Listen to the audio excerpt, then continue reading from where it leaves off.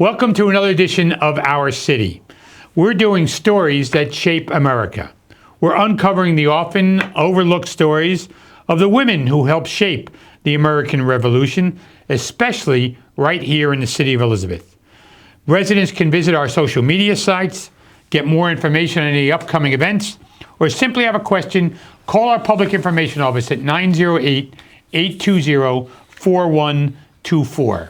And for this segment, talking about women during the Revolution, I'm pleased to be joined by the Union County Clerk, Miss Joanne Rajappi. Also, I believe you're president of the Historical Society? I am. Joanne, welcome to the show. Thank you, Mayor. First of all, tell us a little about yourself. I know you got a long career in public service, so give us the Reader's Digest version so we can get to the other Sure.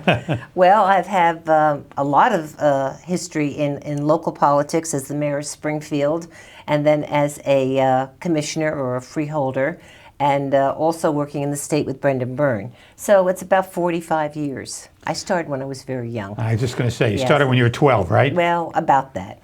I'm also a big aficionado of history, as you know. I love history. I've written 2 books on the Civil War related to my family, and then I've done a trilogy, which isn't published yet, on the American Revolution. And I'm president of the Union County Historical Society, where we have a lot of active members who just love history. So Joanne, tell us, I opened up the segment about women during the Revolutionary War, something you don't hear about or read about a lot, but you've done some research on it, so talk to us about your thoughts. Well, we have some very active patriot women in the Revolution. So remember, when men went to war, women stayed home and took care of the business or the farm or the children, whatever. And it wasn't easy. But in Elizabethtown especially, we had some very active women patriots.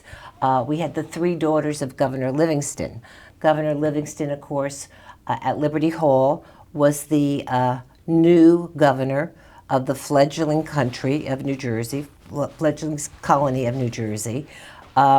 He was a wealthy landowner, had a beautiful home, had a beautiful farm, and he had a lot of daughters.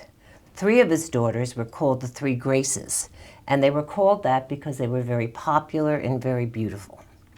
And they were very active patriots.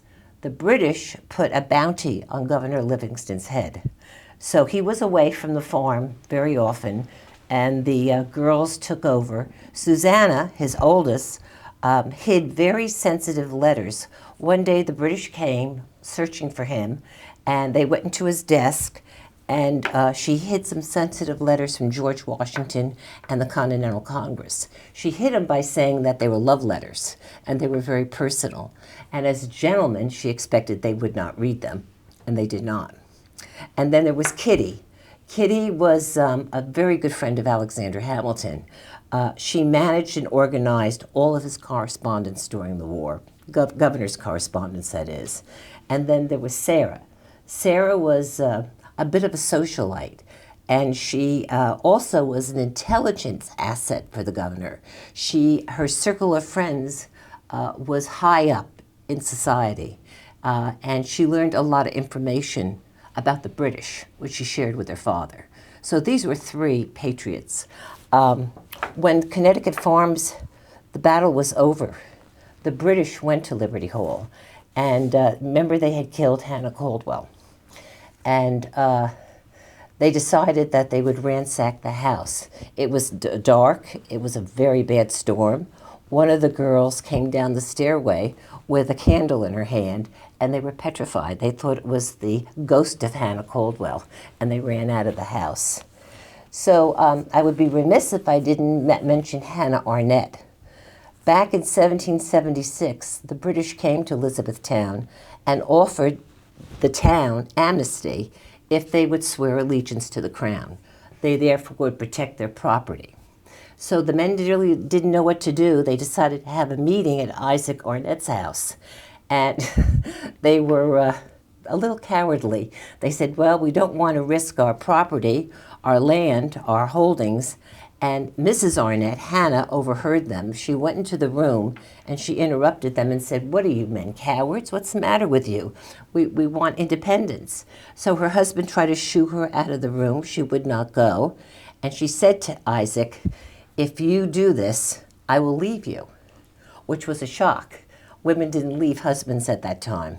So, of course, the men were convinced by Hannah, and they didn't accept the amnesty, which was a big thing, because then they were patriots, and of course they suffered for it because the British from Staten Island continually came here to raid.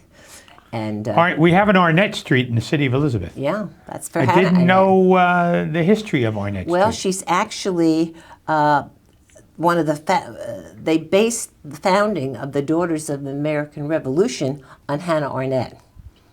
She was a great patriot. And then, of course, we have Hannah Caldwell. Hannah Caldwell, I think most people know, was the wife of James Caldwell, who was a great patriot, fiery reverend, responsible for getting many in his congregation into the army or the militia. And actually, his church and his home in Elizabethtown was burned by the British. So he decided to move his family to Connecticut Farms for safety. He had a family of 9 children. And he was there. And when the Battle of Connecticut Farms, when they knew that the British were advancing to Connecticut Farms, he took some of the children to Springfield for safety. And he said to Hannah, "I'll be back for you and the 2 other children." She said, "Don't bother." He said, "What do you mean?" She said, "I'm perfectly safe here." She said, "They're not going to hurt a woman." So she stayed there during the battle. Now, the battle was somewhat removed, but remember, the Americans fought differently than the British. They fought from behind rocks, behind trees. The British weren't used to that. So over 40 men, British and Hessians, were killed as they marched from Elizabethtown to Union, or Connecticut Farms. So they were very wary. When the battle was over, they saw a movement in the window of the parsonage where Mrs. Caldwell was. It was one of her children looking out of the window. So the soldier aimed his gun and shot through the window, killing her immediately. She had a baby in her arm at the time, Maria. They then fired the house. They set the house on fire. The British did this. The British did this. The Hessians and British. We don't know if it was a Hessian or a British soldier that killed her, but they actually threw her body out on the roadway. And her neighbors took her to their house. And of course, James Caldwell didn't know about it. He and Lafayette were watching the battle from Springfield. They had no idea, but they burned almost every house in Connecticut Farms, including the Caldwell house. And of course, he was devastated.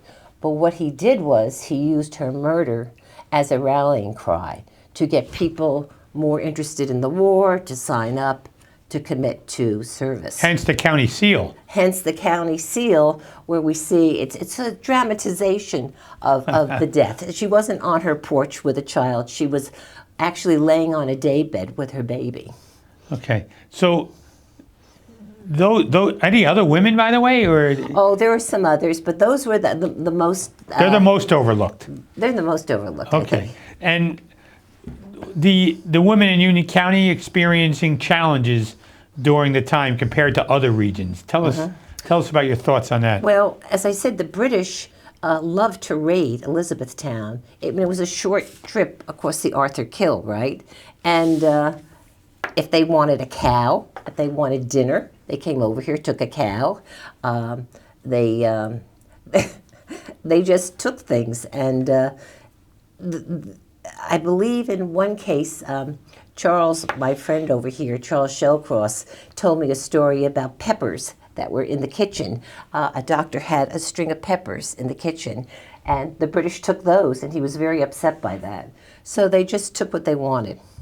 And tell us about how better can all of us integrate the women's stories celebrating America's 250th next year? I think we have to tell the women's stories. I mean, these are just a few women, but remember, most soldiers were away. They had to go fight, and they were in different sections of the colony or sometimes outside of the colony, and the women were left alone, and they had to be able to put a meal on the table for their children, take care of their children, and secure their home. There is another story I love that I just heard, and it's about Rachel French from Springfield. They had a very large farm, and it extended way across Route 22 into Springfield. And she was home alone. Her husband was in the Essex County Militia. And Hessian soldiers came. And they said, we'd like to eat. They took wine or beer, and they were eating her supplies, and then they left. She contacted her husband, and she said, I think they're going to be back tomorrow. So she devised a plan. When they came back the next day, she said to them, I'm sorry I don't have anything, but there is barrels of beer in the basement, down the cellar. So she opened the door, they went down the cellar, her husband came with his friends, and they closed the door. And they locked him. That was very brave of her. Extremely. Yeah. Extremely brave. So the legacy of the women's leadership skills that you're talking about and the sacrifice, how do you translate that to today's young ladies and girls? Oh, that's interesting. I think women today, they don't have to, they're independent, as these women were independent or had to be independent, but they're also, I think young people today are patriotic. They care about their country. And I see that, we saw that in that little boy who spoke at the gubernatorial debate. He said, you know, I think people should have respect and hear different people's views. I think young people are more patriotic, and that goes for men and women. For women, I think they have a greater understanding of how to be independent. It's a new century, you know. So you obviously feel a connection with the women. How do you explain that? As an author, you feel somewhat of a connection with some of these Definitely. women. And tell us how you would take that and explain that to the next generation. I talk about their bravery Yeah. and what they sacrificed. You know, they were without husbands, most of them, and they had to learn skills that they may not have had, right? I mean, certainly they knew how to cook and knit and do those things, but they had to learn other things that their husband were doing for them, especially if they had a farm. You have to kill a cow or something, right? Butcher a cow. Butcher a cow and get the food. Right. Yeah. Couldn't have been easy. No, it wasn't easy. Joanne, I want to thank you for taking the time to it's join a us on the pleasure. show and share some of these stories. Stories I've never heard. I'm kind of a history buff as well, not as much as you, but I kind of enjoy these stories and appreciate it. And hopefully, collectively, we can all incorporate that into our 250th celebration we're doing over the next few months. Thank you, Mayor, for the opportunity. I want to thank Ms. Joanne Rajappi, the Union County Clerk and the President of the Union County Historical Society, for joining us on the show. We'll see you another time on Our City.